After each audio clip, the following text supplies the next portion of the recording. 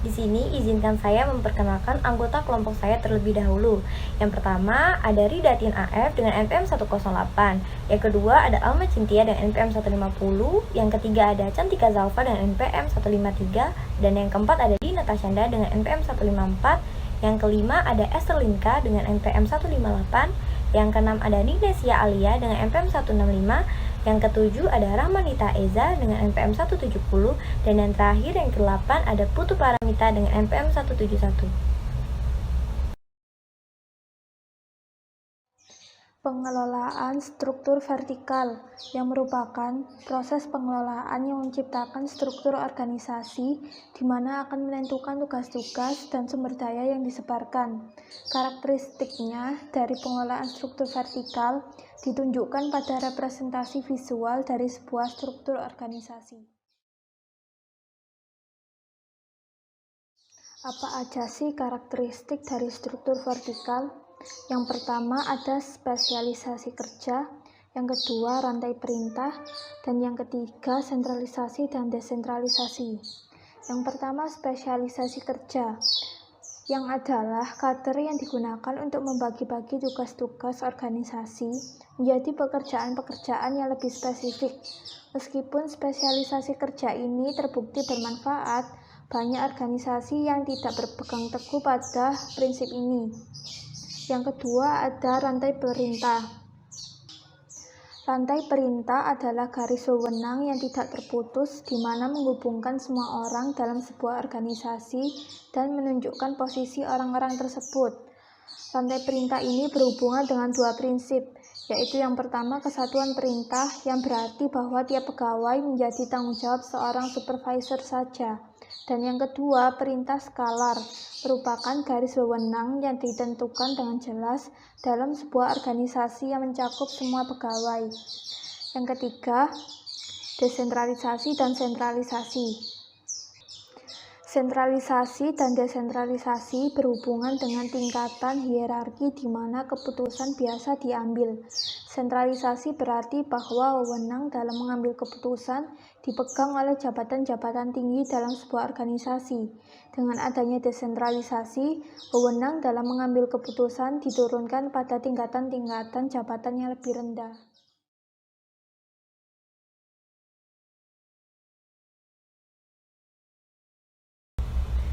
Dua, departementalisasi. Departementalisasi merupakan dasar atau landasan untuk pengelompokan suatu jabatan-jabatan tertentu ke dalam departemen pada organisasi secara keseluruhan. Pendekatan dalam menetapkan departementalisasi. Di sini terdapat 5 pendekatan dalam desain struktural yang mencerminkan penerapan rantai perintah yang beragam untuk menetapkan pengelompokan dalam departementalisasi, yaitu 1. Fungsional vertikal, yaitu pendekatan dengan cara pengelompokan sesuai jabatan ke dalam departemen berdasarkan kinerja, keterampilan, dan aktivitas. Kelebihannya pengembangan keterampilan yang mendalam dan kekurangannya kurangnya komunikasi antar departemen fungsional. Lalu yang kedua ada pendekatan divisional, yaitu pendekatan dengan cara dikelompokkan berdasarkan pada keseluruhan yang sama dalam suatu organisasi. Kelebihannya respon cepat, fleksibilitas pada lingkungan yang kurang stabil. Lalu kekurangannya kurangnya pendalaman dan spesialisasi teknis. Lalu yang ketiga ada pendekatan matriks, yaitu pendekatan dengan cara menggabungkan aspek yang ada pada struktur fungsional dan divisi yang sama. Kelebihannya menggunakan sumber daya yang lebih efisien daripada satu hierarki. Kekurangannya rantai perintah rangkap dua yang sering membuat bingung. Lalu yang keempat ada pendekatan tim.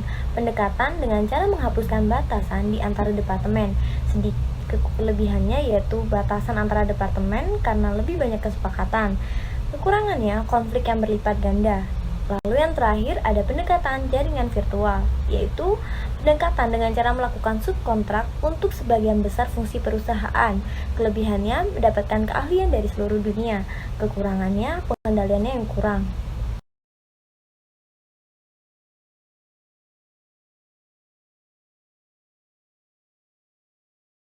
Pentingnya koordinasi. Sebagai organisasi tumbuh dan berkembang, dua hal terjadi. Satu, posisi dan departemen baru ditambahkan untuk menangani faktor-faktor di lingkungan eksternal atau dengan kebutuhan strategis baru. Perusahaan menambahkan posisi dan departemen untuk memenuhi perubahan kebutuhan. Mereka tumbuh lebih kompleks. Dengan ratusan posisi dan departemen melakukan aktivitas yang sangat amat beragam. Dua manajer senior harus menemukan cara untuk mengikat semua departemen ini secara bersamaan.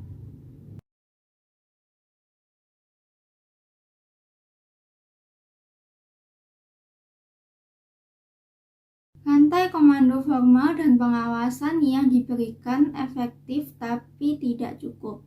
Organisasi membutuhkan sistem untuk memproses informasi dan menginginkan komunikasi antar orang di berbagai departemen dan pada tingkat yang berbeda. Koordinasi mengacu pada tugas manajerial untuk menyesuaikan dan menyinkronkan beragam aktivitas di antara individu dan departemen berbeda. Kolaborasi berarti usaha bersama antara orang-orang dari dua atau lebih departemen untuk menghasilkan hasil yang memenuhi tujuan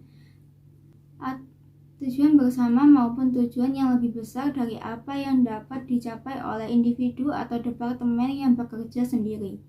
Kolaborasi dan koordinasi dalam organisasi bisnis sama pentingnya. Tanpa koordinasi, tangan kiri perusahaan tidak akan bertindak serasi dengan tangan kanan, menimbulkan masalah dan konflik. Koordinasi diperlukan terlepas dari apakah organisasi memiliki struktur fungsional, divisi atau tim. Meskipun struktur fungsional vertikal efektif di lingkungan yang stabil, namun tidak memberikan koordinasi horizontal yang dibutuhkan pada saat terjadi perubahan yang cepat.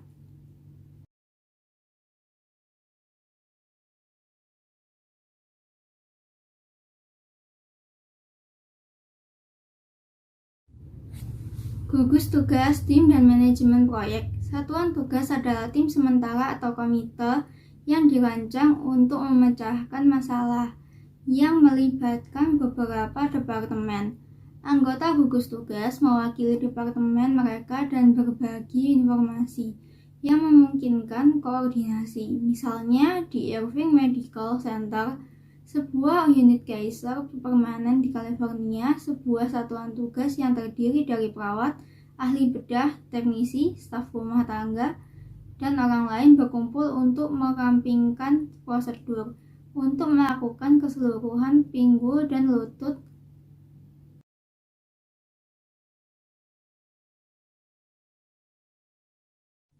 Selain menciptakan gugus tugas, perusahaan juga membentuk tim lintas fungsional, seperti yang ada di Total Jasa yang dijelaskan sebelumnya.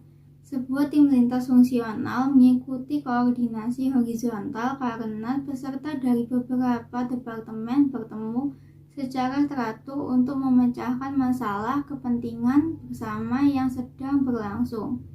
Perusahaan juga menggunakan manajer proyek untuk meningkatkan koordinasi. Seorang manajer proyek adalah orang yang bertanggung jawab untuk mengkoordinasikan kegiatan beberapa departemen untuk menyelesaikan proyek tertentu. Manajer proyek mungkin juga memiliki judul seperti manajer produk, integrator, manajer program, atau pemilik proses. Ciri khas dari posisi manajer proyek adalah orang yang tersebut bukan anggota salah satu departemen yang dikoordinasikan. Manajer proyek berada di luar departemen dan memiliki tanggung jawab untuk mengkoordinasikan beberapa departemen untuk mencapai hasil proyek yang diinginkan. Garis putus-putus kepada manajer proyek menunjukkan kepada tanggung jawab untuk koordinasi dan komunikasi dengan anggota tim yang ditugaskan. Namun, manajer departemen juga mempertahankan wewenang garis atas pegawai fungsional.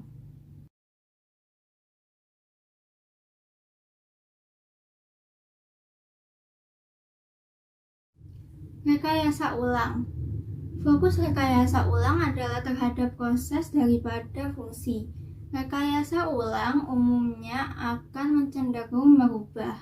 Contohnya, A. Struktur manufaktur, B. Struktur setelah rekayasa ulang.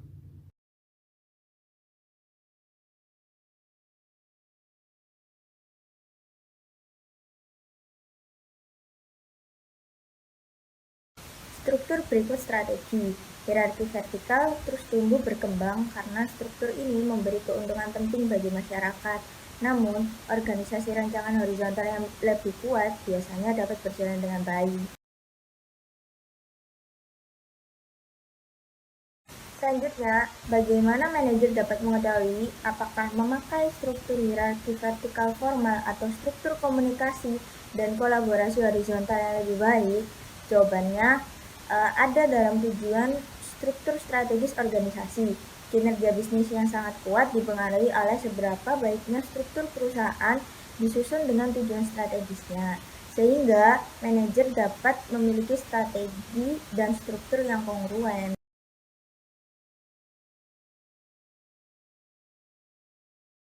Berikut ada beberapa strategi yang diadopsi perusahaan. Contohnya yang pertama ada strategi diferensiasi, yaitu organisasi yang berusaha mengembangkan produk inovatif yang unik ke pasar. Yang kedua, struktur kepemimpinan biaya, yaitu organisasi yang berusaha memperoleh efisiensi internal.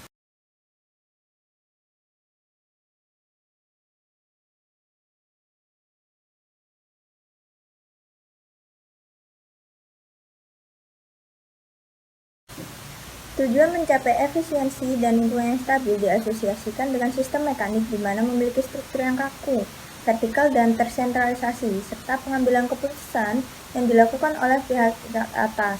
Aturan ini dicirikan dengan adanya aturan, prosedur, dan hierarki yang jelas. Namun, punya tujuan inovasi dan lingkungan yang berubah dengan cepat, organisasi yang lebih bebas dan longgar, dengan struktur horizontal itu lebih baik, serta pengambilan keputusan yang lebih terdesentralisasi.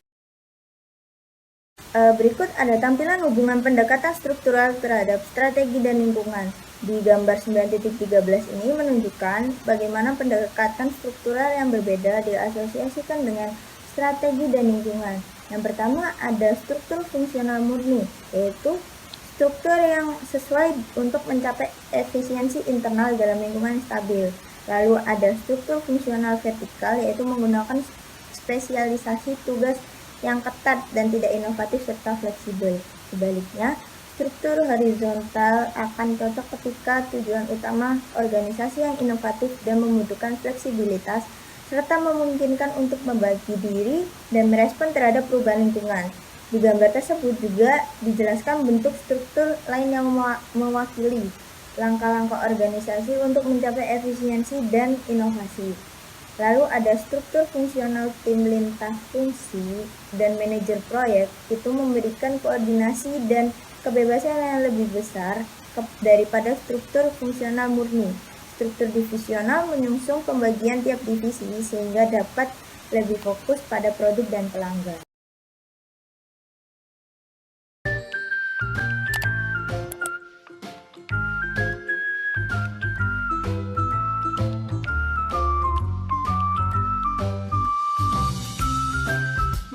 Perubahan dan inovasi. Di dunia yang jungkir balik saat ini, pengelolaan perubahan dan inovasi menjadi sorotan utama. Beberapa pengamat tren bisnis mengatakan, ekonomi pengetahuan di akhir tahun 1990-an dan awal 2000-an secara cepat telah berubah menjadi ekonomi kreatif. Nah, pada bab selanjutnya yang akan kita bahas pada video kali ini, menjelaskan mengenai bagaimana sebuah organisasi dapat dirancang untuk berkemampuan dalam merespon keadaan lingkungan dengan cara dilakukannya perubahan dan perkembangan internal. Penjelasan lebih lanjut akan dilanjutkan oleh rekan saya.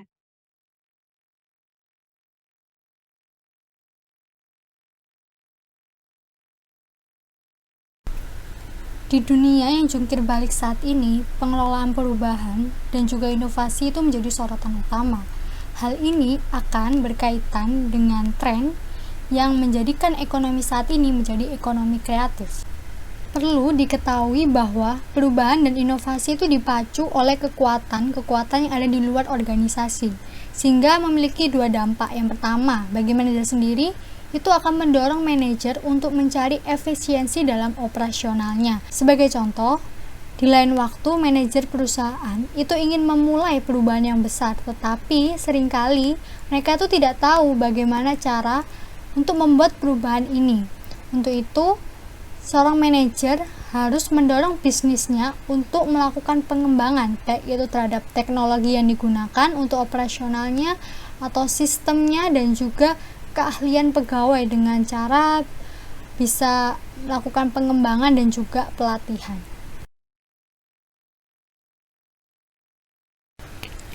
Perusahaan masa kini yang sukses adalah perusahaan yang terus melakukan inovasi. Nah, inovasi tersebut itu akan berkaitan dengan dua hal. Yang pertama, akan dikaitkan dengan perubahan organisasi, di mana perubahan ini ditentukan dengan diadopsinya sebuah ide atau perilaku baru oleh organisasi tersebut. Perubahan ini apabila berhasil, itu akan mengharuskan organisasi tersebut itu mempunyai kemampuan untuk menciptakan serta menerapkan ide baru tersebut, di mana organisasi juga harus belajar untuk menjadi ambidextrous. Nah, ini akan berkaitan dengan pendekatan yang kedua, yaitu pendekatan ambidextrous, artinya menggabungkan struktur dan proses yang sesuai dengan impuls kreatif maupun penerapan inovasi yang sistematis.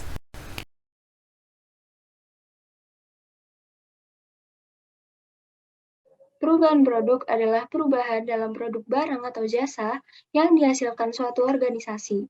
Perubahan produk berhubungan erat dengan perubahan-perubahan dalam teknologi dari organisasi tersebut. Perubahan teknologi sendiri maksudnya perubahan dalam proses produksi yang terjadi dalam organisasi dan bagaimana organisasi tersebut menjalankan kinerjanya. Adapun 3 strategi inovasi penting dalam mengubah produk dan teknologi. Yang pertama ada eksplorasi. Strategi eksplorasi ini merancang organisasi untuk mendorong kreativitas dan dimulainya ide-ide baru dengan menghubungkan karakteristik individu. Yang kedua ada kerjasama. Strategi ini menciptakan kondisi dan sistem untuk memudahkan terjalinnya kerjasama internal dan eksternal serta pertukaran informasi. Melalui inovasi yang terbuka, ide-ide akan terus mengalir antara orang-orang dan perusahaan yang berbeda dan terlibat dalam rekanan, usaha bersama, kesepakatan perizinan, dan aliansi lainnya. Yang terakhir ada kewirausahaan. Strategi ini menyatakan bahwa manajer telah menjalankan proses dan struktur untuk menjamin ide-ide baru supaya dapat diterima dan diterapkan.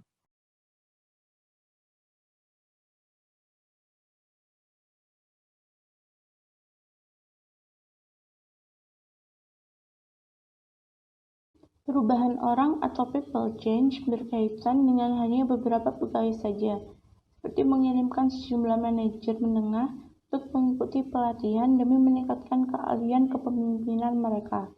Perubahan budaya atau culture change berkaitan dengan organisasi secara keseluruhan, karena perubahan budaya besar-besaran itu tidak mudah. Ada dua alat yang selalu dapat diandalkan dalam mempermulus proses perubahan ini. Untuk yang pertama, yaitu ada pelatihan dan pengembangan. Pelatihan adalah pendekatan yang paling sering digunakan dalam mengubah mindset orang-orang. Sebuah perusahaan mungkin menawarkan program pelatihan pada pegawai-pegawai dalam kerja tim, keberagaman, kecerdasan emosi, siklus mutu, keahlian komunikasi, dan manajemen partisipatif. Perusahaan-perusahaan yang sukses biasanya ingin menyediakan kesempatan bagi setiap orang untuk mengikuti pelatihan dan pengembangan, tetapi perusahaan-perusahaan tersebut mungkin lebih menekankan pilihan dan pengembangan pada para manajer. Untuk yang kedua, yaitu ada pengembangan organisasi. Pengembangan organisasi atau organization development atau yang biasa disingkat OD adalah proses perubahan sistematis dan terencana yang menggunakan pengetahuan dan teknik ilmu perilaku untuk memperbaiki kesehatan dan keefektifan suatu organisasi melalui kemampuannya untuk menyesuaikan diri dengan lingkungan, memperbaiki hubungan internal, serta meningkatkan pembelajaran dan kemampuan dalam menyelesaikan masalah. Langkah-langkah organisasi development teori yang menggarisbawahi bahwa organisasi development mengusung 3 tahap penting dalam melakukan perubahan sikap dan perilaku. Tahap pertama yaitu unfreezing, berarti bahwa semua orang dalam suatu perusahaan dibuat sadar akan adanya permasalahan dan pentingnya melakukan perubahan. Agen perubahan adalah seorang ahli di bidang organisasi development yang melakukan diagnosis sistem terhadap organisasi dan berusaha menemukan permasalahan yang berhubungan dengan pekerjaan. Tahap kedua yaitu tahap changing, terjadi ketika individu bereksperimen dengan perilaku baru dan mempelajari keterampilan baru untuk digunakan di tempat kerja. Tahap ketiga yaitu tahap rephrasing, terjadi ketika individu memperoleh sikap-sikap atau nilai baru dan ia mendapatkan penghargaan dari organisasi atas perolehannya tersebut.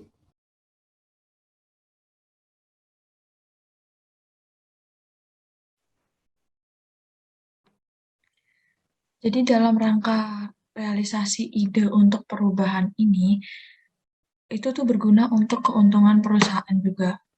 Perubahan ini kadang ditolak oleh karyawan, walaupun para eksekutif itu sudah berinvestasi untuk melakukan inovasi di perusahaan ini, untuk mendapatkan keuntungan lagi pastinya. Nah, itu akhirnya menyebabkan manajer itu juga frustasi. Terus, adanya keharusan untuk melakukan perubahan, itu tuh biasanya masih dihindari. Kenapa? Karena perubahan itu cenderung dilaksanakan pada saat ada masalah aja di dalamnya. Jadi salah satu cara manajer untuk merespon penolakan tersebut, ya dengan cara mengingat kesenjangan kerja. Melihat tingkat kinerjanya itu yang dihendaki sama dengan feedback yang didapatkan oleh mereka. Sehingga nanti kesadaran itu akan muncul sendiri bagi karyawan yang akan melakukan perubahan.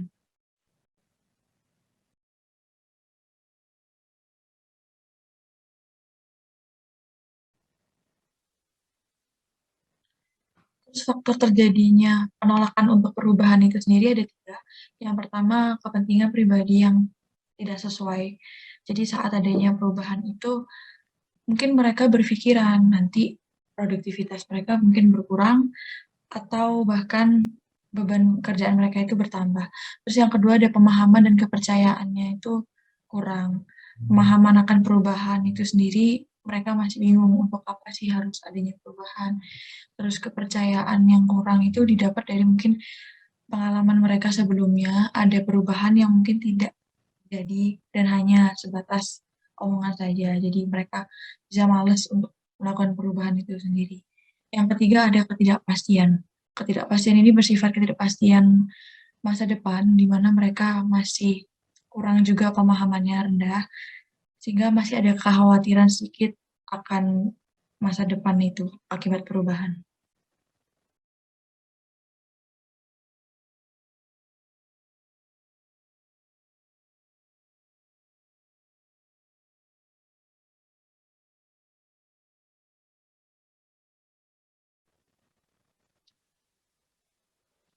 Karya Kurt Lewin mengatakan bahwa perubahan itu merupakan hasil kompetisi antara kekuatan penggerak sebagai masalah yang menimbulkan adanya perubahan dengan kekuatan penahan sebagai rintangan dalam perubahan.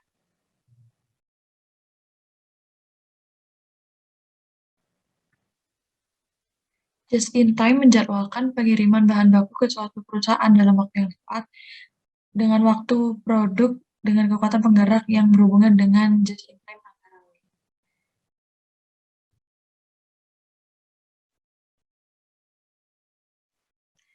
Jadi di sini ada tampilan penggunaan analisis tumpuan bidang untuk melakukan perubahan dari sistem tradisional ke sistem investoris just in time. Bisa dilihat di sini, sistem persediaan tradisional yang sebelah kiri, tumpuan bidang yang sebelah kiri, itu sebelah kiri lagi nih ada kekuatan penggerak. Nah, itu ada tabungan biaya persediaan pekerja yang lebih sedikit, respons pasar yang lebih kompetitif. Dan sebelah kanan ini ada kekuatan penahan, antara lain sistem pengangkutan, susunan fasilitas, keterampilan pekerja, penolakan serikat pekerja terhadap penghapusan pekerjaan.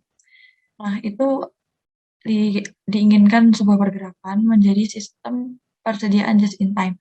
Kekuatan penggeraknya itu ada tabungan biaya persediaan, pekerjaan yang lebih sedikit, respons pasar yang lebih kompetitif, dan kekuatan penahannya itu ada penggunaan truk, tambahan dok, program pelatihan, dan penugasan kembali.